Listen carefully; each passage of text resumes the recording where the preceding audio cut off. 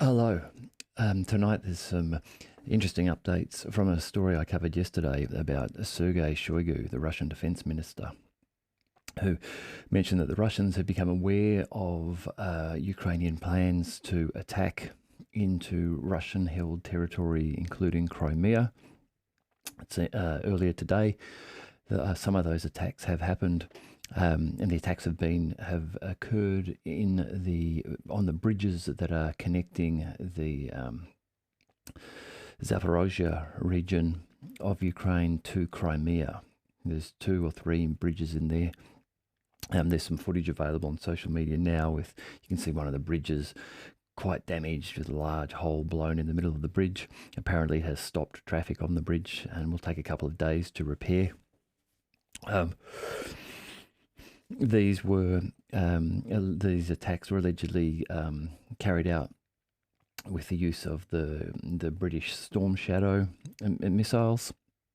In Sergei Shoigu's comments that he made yesterday, he had announced that Russia was aware of these plans, and if they went ahead, that they would be treated as if the US and the UK were in direct conflict, and that there would be immediate reprisal attacks made.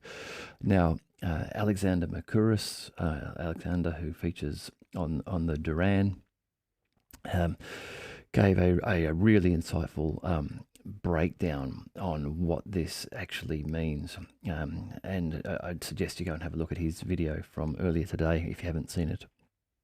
But Alexander talks about the fact that he sees that effectively Shoigu has given a warning, a very strong warning, that if these attacks are carried out in areas of Crimea, which Russia considers now to be Russian, that the reciprocal attacks are likely to occur on Ukrainian decision-making centers and command centers. Alexander just talks about these and describes these as being rooms where you have heaps of computer equipment. Commanders are working in there and are receiving information from the field. From various channels and sources of information, from drones, from satellite technology, from reports from the field, and allowing them to coordinate their troops and their armor and their attacks. Alexander suggests that in some of these decision-making centers or command centers, that there will be British and American advisors.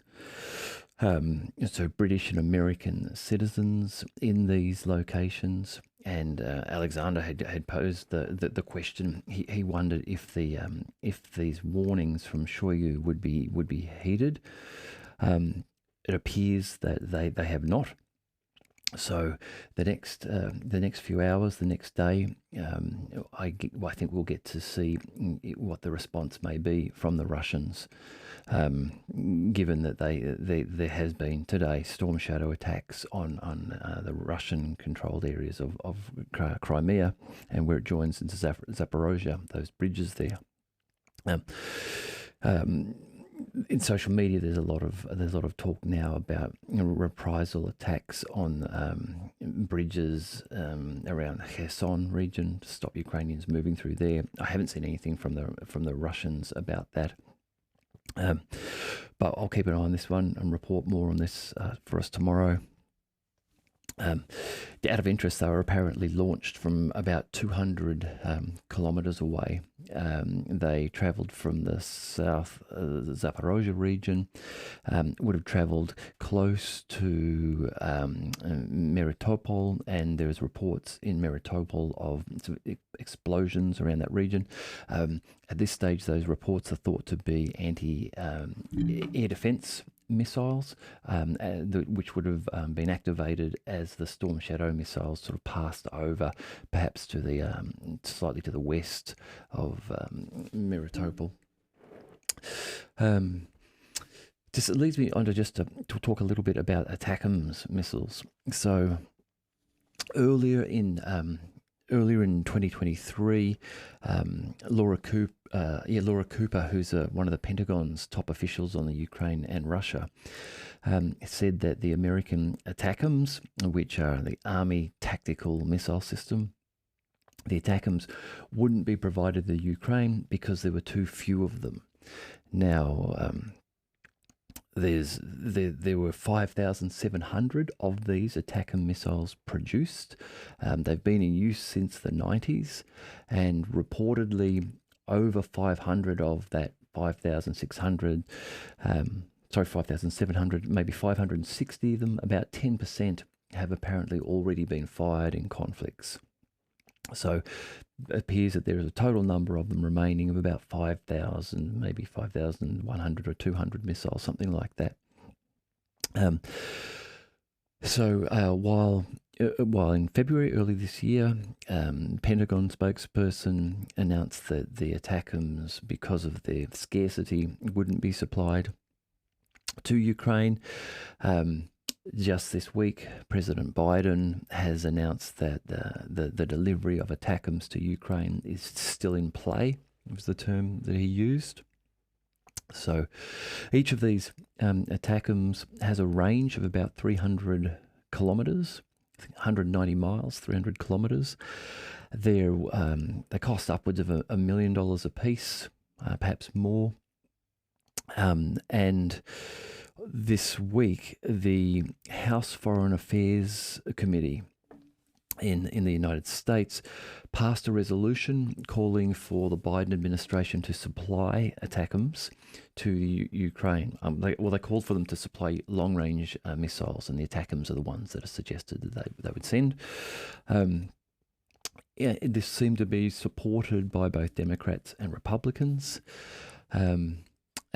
However, before the vote went ahead, there was a Republican, Scott Perry, who called for an amendment to say that the ATACMS should be sold to Ukraine rather than donated to them, and this was voted down. So the American House Foreign Affairs Committee has voted to donate some number of long-range missiles, ATACMS, to Ukraine.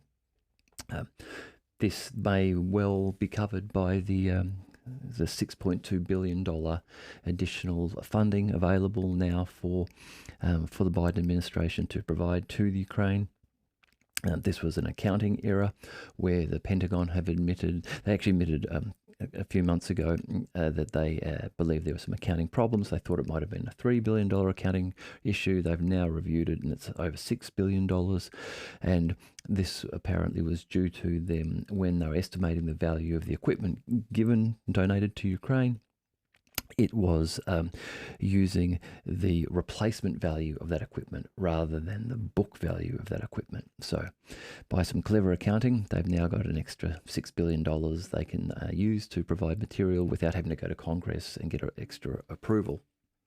Up until now, the Biden administration has resisted providing long-range missiles like the ATACMS, due to the fact that because of their long range, the Ukrainians could use them to attack into Russia, attack targets in Russia, which they would see as an escalation, and which the Americans believe the Russians would treat as a direct American involvement in the conflict.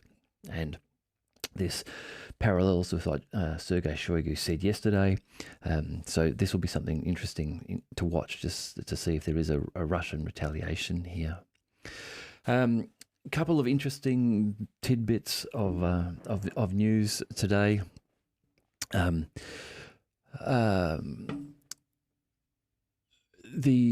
seems to have been a redeployment of Ukrainian forces into the Liman and Crimea region. There seems to be quite a large force build-up there. The Ukrainians are redeploying brigades from the Belarusian border.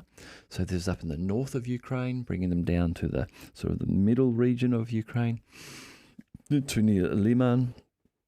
And there is from the military analysis channel on YouTube. Just let me grab Military summary. Great source of information. Military summary channel on YouTube has got one moment. Yeah,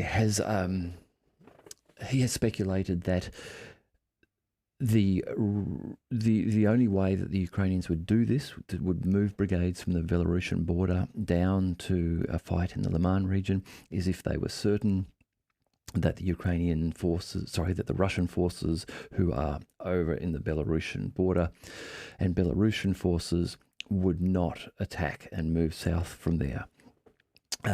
He then goes on to sort of speculate that what might actually be happening here is that in the upcoming NATO conference in July, that NATO may agree to provide some of their troops not under the NATO flag but under Ukrainian flag, but allow those NATO troops to move from countries like Romania and Poland, perhaps to move into the northern regions of Ukraine and then replace those brigades of Ukrainian forces moving down to fight. There's definitely talk going on at NATO at the moment of them increasing their ready forces from the 40,000 to the 300,000 and moving them eastwards to put them on the edge of the NATO nations. So he may be correct here. He also, military analysis on his channel also displayed in a very, very interesting video of supposedly a T-90 tank, drone footage of a T-90 tank moving its way across a minefield. And what's interesting about the video is that the T-90 appears to trigger at least 2, possibly 3 mines. And just continues on. If it is accurate and it is a T-90, then it's a very good demonstration of the durability of the T-90 tank. I don't know if we will see more footage of this. It certainly appears to be legitimate footage. It doesn't appear to be fake footage. I couldn't tell from the footage personally if it was a T-90, but it's reported as being a T-90. And that's available on social media now and Telegram channels.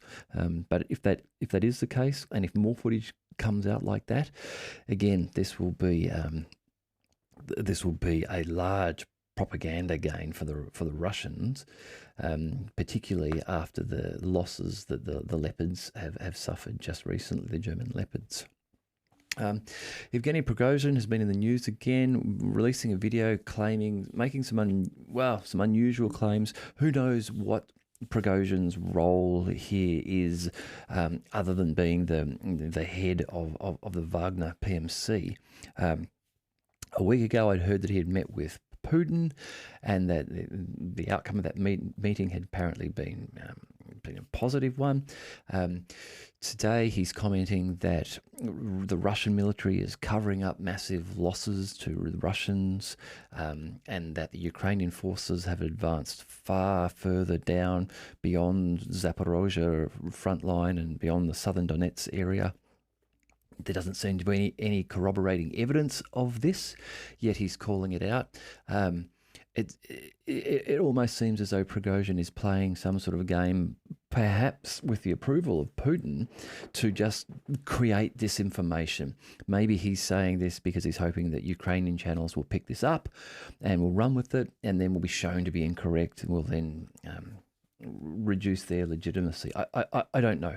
I don't know what exactly the purpose of Prigozhin's remarks are, but they're certainly adding some colour to the reporting. The Russians, this is just recent news in the last sort of few hours coming out, that the Russians appear to be making an advance towards Kupiansk. Now, if they do advance, they're coming in from the east. If they advance up into the sort of centre river line of Kupiansk there, they will assume control over a rail line. And that rail line runs from above Kupiansk down to Sverdopol. Now, the Russians already control in their controlled area quite a bit of that rail line, but if they were to advance onto Kupiansk, they would assume control of more of that rail line, allowing them to send goods from and equipment from Kupiansk down to Sevastopol. They would also take over a nexus or crossroads of the train line and would be able to disrupt the Ukrainians and stop them from using that train line, which presently the Ukrainians control that nexus and crossroads. Little before I get on to the actual update from the Russian Ministry of Defense for the last 24 hours, just a little bit of news. Again, Alexander Mercouris does an amazing job of breaking this down and giving good insights. But Anthony Blinken, the Secretary of State, has just returned from his trip to Beijing. After his meetings, he appeared to have been forced to state again, clearly, publicly, that the USA accepts the One China policy and that they do not support Taiwanese calls for independence. Alexander gives great insights as to how he believes that this, the requirement for Blinken to make this statement at the end of his visit would have been agreed prior to his being given approval by Beijing to travel there. And that, in effect, what Xi is saying here, what the president of China is saying here, is that this is your last chance, USA. Publicly admit to what you said in 1972 when Richard Nixon agreed that, yes, America adheres to China's, the One China policy, with the sole government being the Chinese Communist Party. And basically saying that if you do this, you say this, and you stick to this, then we will diffuse tensions in the Pacific over Taiwan. If you continue to say on one hand that you respect our policy, on the other hand seek to provide arms to Taiwan and raise tensions in the area in the South China Sea, then China are prepared to not start a fight, but are prepared to protect what they consider to be their assets in the area, which is Taiwan. The Taiwan one is interesting. Clearly, in the longer term, China is the big peer competitor to America, and the real focus should be on China and not Russia. But if America is going to get itself bogged down now in a conflict in Europe with Russia, then they're going to need to make some decision about Taiwan, as they won't at this stage be capable of fighting a two-front war, fighting an engagement with China over Taiwan, where they are thousands of miles away from Taiwan, whereas China is a few kilometers away from Taiwan. It's a great disadvantage for the Americans in any dispute there. In all of their recent Pentagon war games, in nearly all of the scenarios they came up with, China wins a battle there. The Americans are forced to use aircraft carriers. Aircraft carriers are susceptible to submarines. The Chinese don't have that disadvantage. They don't need to rely on aircraft carriers to get their air superiority. They can fly from the mainland. So yeah, that will be an interesting one, just to see what happens over the next few months, and if America does back down a little bit on the Taiwanese topic. Okay. And the final point there was that earlier today, the Biden has publicly called Xi a dictator. So while Blinken has just been given a sort of a dressing down and told to, buckle up, play by the rules, don't create a dispute over Taiwan because we're ready to fight you if you want to, Biden seems to have undone Blinken's public address, where he stated that America will abide by the One China policy, one Chinese government across China and Taiwan. Um, Biden seems to have undone all of that. So there'll be more coming out about that later today and tomorrow. I might touch back on that again tomorrow to see what the fallout of that is. Okay, so for the daily update, the from the Russian Defense Ministry, they start out that the Ukrainian armed forces have continued their attempts to conduct offensive operations in South Donetsk, Zapharizia, and Donetsk directions during the previous 24 hours. In the area of the Vremenka salient, this is the area up above Tokmak, where Neskuchne has been one of the small areas that has been claimed by the Ukrainians in the offensive.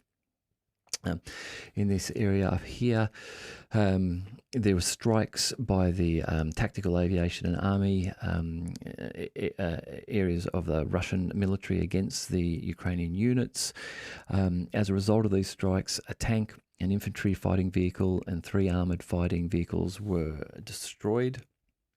In the Zapharizia direction, where there has been some very heavy fighting in the last 2 weeks, 2 attacks by the Ukrainian 65th Mechanized Brigade, which was reinforced by tanks in the areas of Nova Danilovka and Yablokovo, were repelled by the decisive and competent actions of the Vostok group of forces.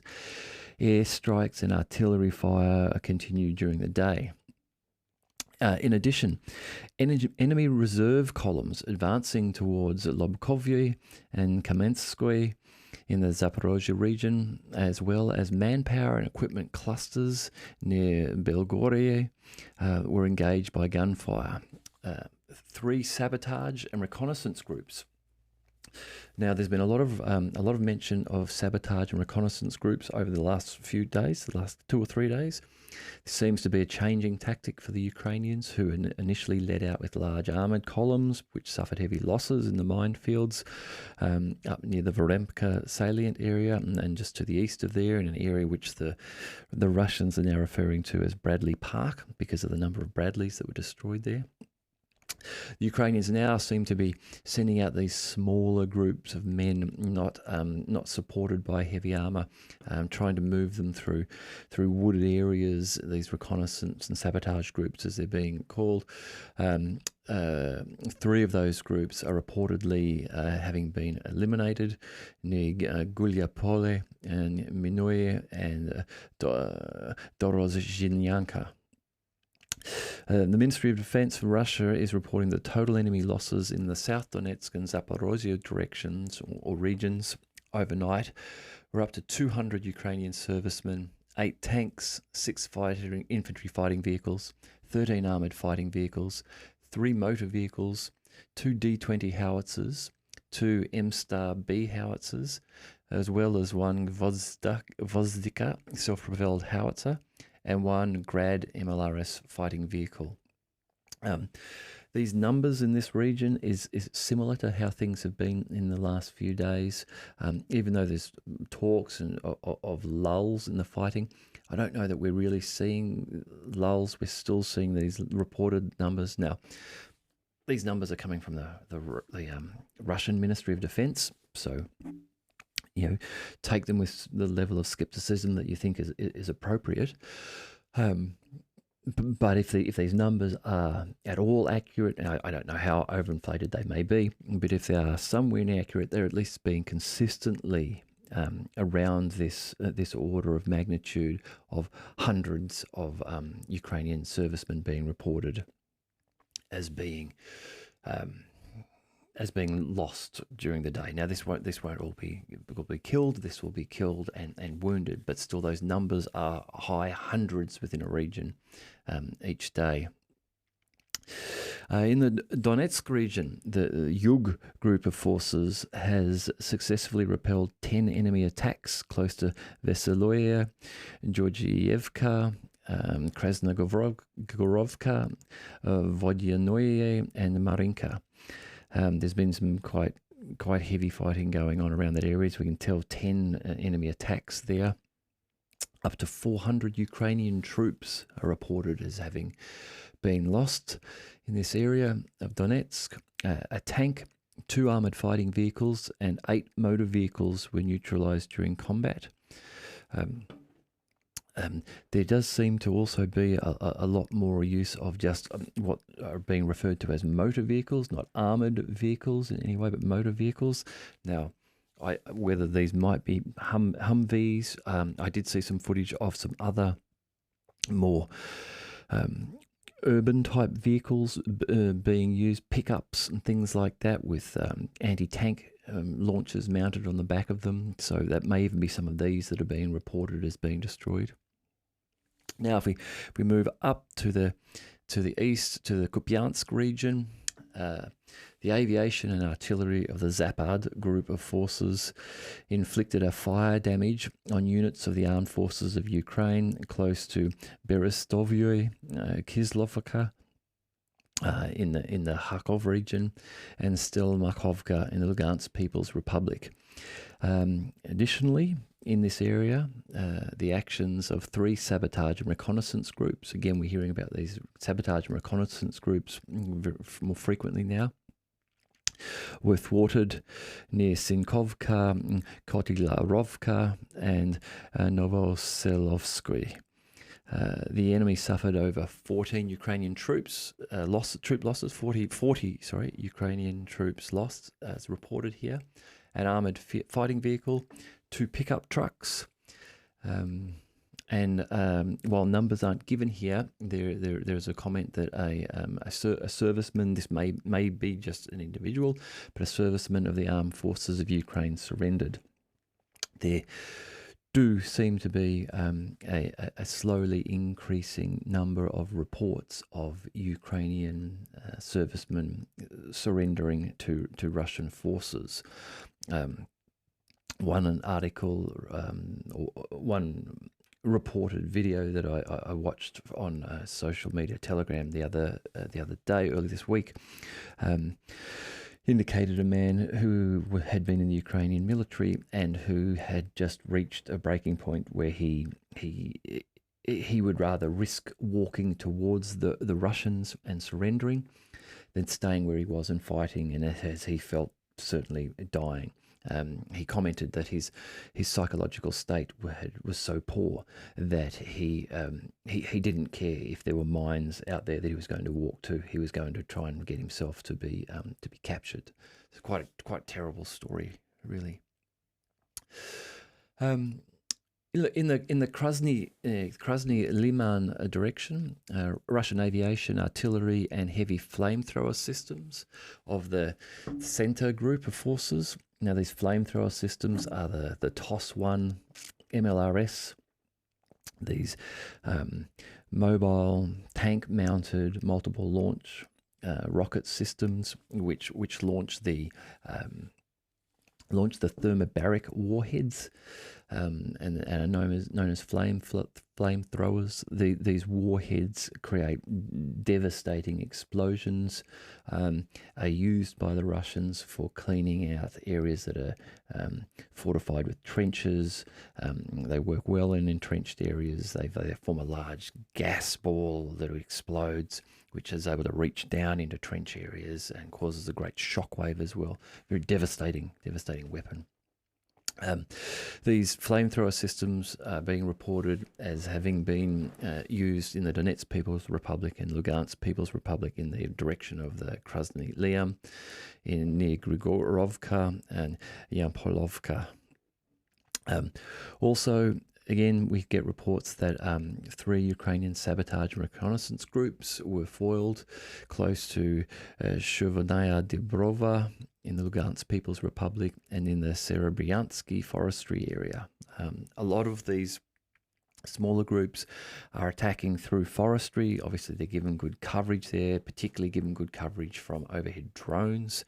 And even a lot of the footage you can see now on social media, you will see even tanks will be moving along roadways but hugging forestry, trying to stay close to get some sort of visual cover from enemy forces. So in this Krasny Liman direction or region, The Ministry of Defense of Russia is reporting that 135 Ukrainian troops were lost, along with an infantry fighting vehicle, 2 armoured fighting vehicles, 4 pickup trucks, a D-30 howitzer, and 3 Vodzika self-propelled artillery units. And that 8 servicemen of the armed forces of Ukraine surrendered to Russian forces.